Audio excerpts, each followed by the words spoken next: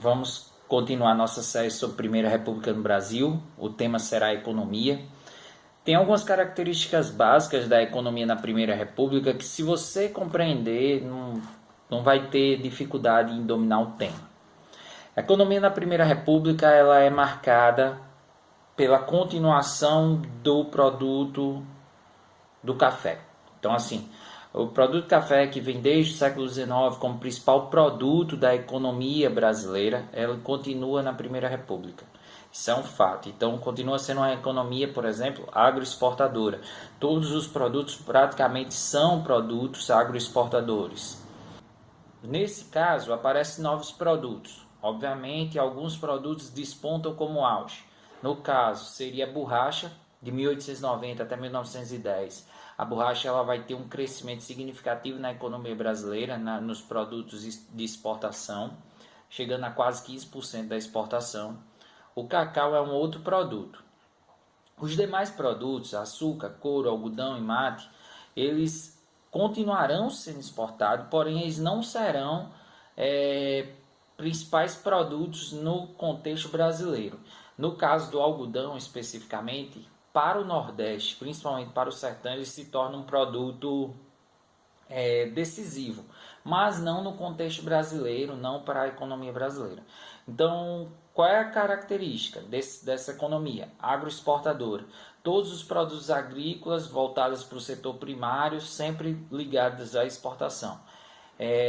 Fora café, borracha e cacau, nenhum deles com um valor significativo. Né? E o cacau também é um período de 1914 a 1918, coincidentemente o período da Primeira Guerra Mundial, que é super estranho, mas também não é um grande produto, nacionalmente falando. Para a economia da Bahia já era algo significativo. Então aqui vocês podem notar um mapa mostrando como se distribui essa economia, os produtos de exportação em 1910. Observe o algodão no sertão, né? O algodão se destacando aí no sertão, né? Se vocês puderem ver no mapa, vocês vão observar que o algodão fica ali concentrado no sertão e o café concentrado numa parte dedicada ao sudeste, São Paulo, Minas, Espírito Santo, Rio de Janeiro e já se expandindo para o Paraná.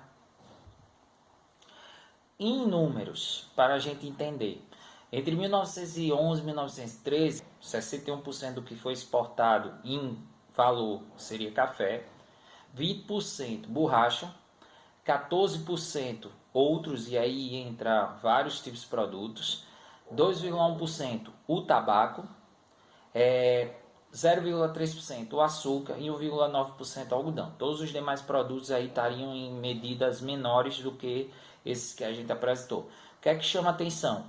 O açúcar, 0,3%. A economia principal do Nordeste, em questão de investimento, era o açúcar.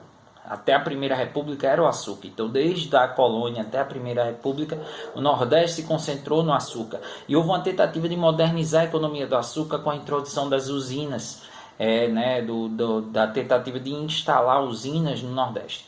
No entanto, o açúcar continuou sendo um produto ruim. E, infelizmente, até hoje é um produto ruim e uma insistência muito grande da economia nordestina, principalmente litorânea. Por outro lado, nós temos o crescimento do algodão, que não foi privilegiado pelos investimentos nessa região. Né? Então, isso é digamos assim, uma parte ruim da nossa história. O crescimento da exportação de café, ele mostra o domínio econômico e político de São Paulo. Então, quando a gente associa o domínio de São Paulo naquele momento, hoje para a gente é muito nítido a questão do comércio, da industrialização, mas naquele momento era o café. Obviamente, isso demonstra que há um desequilíbrio econômico na realidade nacional, porque a economia passa a ser cada vez mais concentrada no que hoje é conhecido como Sudeste, naquele momento ainda se reconhece como Sul, e as demais regionalidades, principalmente o que hoje é o Nordeste, é uma região em crise econômica e, consequentemente, em crise política. Junto com o crescimento da economia do café, nós temos um crescimento da industrialização. Só tomem cuidado para não entender que o Brasil é industrial no século início do século XX. O Brasil não era industrial no início do século XX. Porém, nós temos um crescimento de estabelecimentos industriais, principalmente na região sudeste, muito voltado a... alguns afirmam ao excedente da economia cafeeira, cafeicultura, mas nem sempre isso é um consenso. De qualquer modo, se é pelo excedente do café, ou seja, se é em torno do café nessa situação, ou se é porque naquela região houve um maior investimento de fato de bancos, indústrias estrangeiras, nacionais, de qualquer modo é no Sudeste, no que hoje é o Sudeste, que cresceu o número de estabelecimentos industriais. Eu trouxe aí uma tabela para vocês observarem de 1920. Sudeste com 7.458 estabelecimentos industriais, isso vai de pequeno, médio e grande porte, certo? Então, especificado aqui como estabelecimento industrial, ou seja, produção fabril. Sul, 3.187, Nordeste com 2.408 estabelecimentos, Norte com 247 e o Centro-Oeste com 36 estabelecimentos industriais. Embora pareça muito pouco para a gente na realidade atual, mas naquele momento se mostrava-se um certo boom de industrialização. Só qual é a característica desses estabelecimentos industriais? A característica desses estabelecimentos industriais são de iniciativa isolada, privada e muitas vezes no máximo de políticas públicas locais. Então, um exemplo, a fábrica da pedra, né? A fábrica têxtil que ocorreu aqui no interior de Alagoas. Foi uma iniciativa de Delmiro Gouveia. Então não havia uma iniciativa por parte de uma política governamental federal para industrializar o país. Isso só vai ocorrer durante o governo de Vargas, efetivamente. Né? O Rui Barbosa tentou lá uma política de industrialização, não deu muito certo não. Mas é durante o governo de Vargas que isso vai ocorrer. Uma boa parte das indústrias que vão ser fundadas nesse período são indústrias têxteis, né? E juntamente com a indústria têxtil cresce a produção de algodão, principalmente lá no sertão, certo? Aqui eu trouxe algumas imagens da indústria têxtil, né? Uma imagem de uma fábrica em São Paulo, agora uma imagem dos operários de uma tecelagem paulistana no início do século XX. Então você vai ver realmente uma indústria se estabelecendo, como vocês observam na imagem. Em destaque, primeiro plano, você já identifica algumas mulheres, né? E no segundo plano também. Então o trabalho feminino era um trabalho significativo nas indústrias. Lembrar que elas recebiam metade ou menos do salário masculino, então não era uma questão de igualdade, era uma questão de exploração de fato. E durante a Primeira Guerra Mundial houve um crescimento do trabalho feminino. Para a realidade do Nordeste, chama atenção que com a crise do açúcar veio também, naquele momento, o crescimento da cultura do algodão e indústria têxtil, principalmente durante períodos da Primeira Guerra Mundial. Eu trouxe aí um gráfico que é muito interessante para vocês observarem o quanto dos hectares colhidos em Alagoas entre 1871 e 1920. Esse gráfico foi tirado do livro do Douglas Aprate Tenório, e vocês observem que o amarelo é o algodão, o azul é a cana. Observe que em vários períodos tinha mais terra plantada com algodão do que com cana-de-açúcar. Isso é muito revelador do crescimento da economia algodoeira aqui no Nordeste, principalmente no sertão. Outra tabela que eu trouxe para vocês mostra o número de estabelecimentos e o capital empregado neles. Observe que os estabelecimentos têxteis, eles são em menor número, mas o capital empregado é muito maior. Em comparação, por exemplo, à usina de açúcar, que tinha um maior número, mas o capital era quase a metade dos estabelecimentos têxteis. Isso demonstra o potencial que ela tinha nessa região. Infelizmente não foi muito bem aproveitado, e depois da década de 20, 30 e 40 ela vai entrar em crise. Porém ela deixa suas marcas, né? Nós temos aí o que hoje é Delmiro Gouveia, a cidade, a Vila da Pedra, que foi praticamente sua economia vai se desenvolver em torno da fábrica de linhas, né? A fábrica da pedra. Rio Largo, você tem fábrica, Olho d'Água das Flores, Santana do Ipanema, tudo isso em torno da produção, ou produção do algodão, ou de fábrica, ou do beneficiamento do algodão. O sertão passa a ser uma espécie de território de produção de algodão muito mais forte. As fábricas se concentram muito mais em Maceió, ou no entorno de Maceió, certo? Aqui eu tenho uma imagem de uma fábrica de tecidos alagoana, né? E observe que tem crianças, né, trabalhando, trabalho feminino, trabalho infantil, é muito forte nesse período por a questão da desvalorização do trabalhador, certo? Isso é muito importante.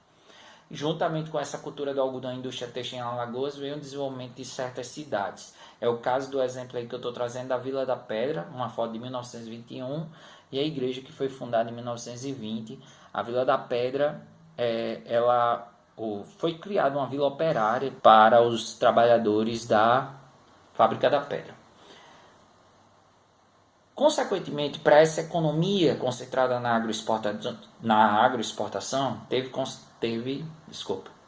a economia concentrada na agroexportação, ela teve consequências severas, que foram as crises. É notório, ou é costumeiro dizer que a crise do café veio em 1929 com a quebra da Bolsa de Valores. Mas, na realidade, diversos estudos mostram que durante todo o período da Primeira República, o café ele viveu em crises, né? Ele viveu várias crises. Isso requereu do governo federal, que era dominado por São Paulo, fazer políticas de valorização do café. O exemplo disso é o Convênio de Taubaté, né? Ele foi feito em 1906 e foi a primeira intervenção do Estado na economia em benefício dos produtores de café. Quando o preço do café abaixava muito, o governo federal comprava o excedente do café e estocava. Esperava-se a alta do preço do café e então os estoques eram liberados, ou seja, diminuir o número de produtos ofertados de café para depois ter uma alta de preço e depois liberar os que estavam estocados. Isso se chamou de política de valorização do café. Então você já vê uma medida em 1906 para tentar manter o controle dos preços do café. Obviamente, com a crise de 29, essa crise do café ela vai entrar num nível catastrófico. Então o café ele teve uma baixa do preço significativa. Tentaram fazer a mesma política de valorização do café, que era estocar o café, só que a produção do café tinha se mantido crescendo, não só de igual modo. Aumentou a produção de café, mesmo com a assimilação do mercado sendo menor. Isso gerou um excedente muito grande de café, uma sobra muito grande estocada, chegando mesmo a ter que queimar o café para tentar diminuir o valor, o número de café ofertado e aumentar o valor dele no mercado. Aí nós temos uma charge, eu não consegui identificar o período da charge. Nessa charge você tem provavelmente o Zé Polvinho, né, essa figura levando o café, observe, levando a saca de café para ser estocada em São Paulo, que está feliz com a estocagem do café, e a política, essa senhora aqui embaixo, ela fica, né, rindo, alimentando essa situação, como se fosse ela estar feliz com a situação de estocar o café. Ou seja, ela sustenta essa situação. Por outro lado, a jovenzinha ali em cima, meio triste, meio desfalecida, é a lavoura, que embora esteja aumentando a produção, ela não parece não estar muito feliz com a situação. Então essa charge ela traz uma crítica da estocagem de café e o peso da estocagem de café para a população brasileira, né, representada aí pelo Zé Polvinho, para a nação. Trouxe aqui duas imagens para a gente encerrar essa questão. Né, o café estocado, sacas de café empilhadas em depósito de armazém, regulador em Ribeirão Preto, na década de 20, ou provavelmente no início de 30, já que Getúlio Vargas continua com essa política de controle de preço do café ou de valorização do café. Por último, a imagem que é triste ao ver, mas deve ser cheiroso pra caramba isso aí, que é a queima do estoque de café em Santos, né, que também provavelmente entre 1929 e 1930, e aí vocês estão vendo o café sendo queimado. É isso, pessoal. Eu espero que vocês tenham gostado, né? Espero que tenha esclarecido um pouco da economia da Primeira República. Valeu!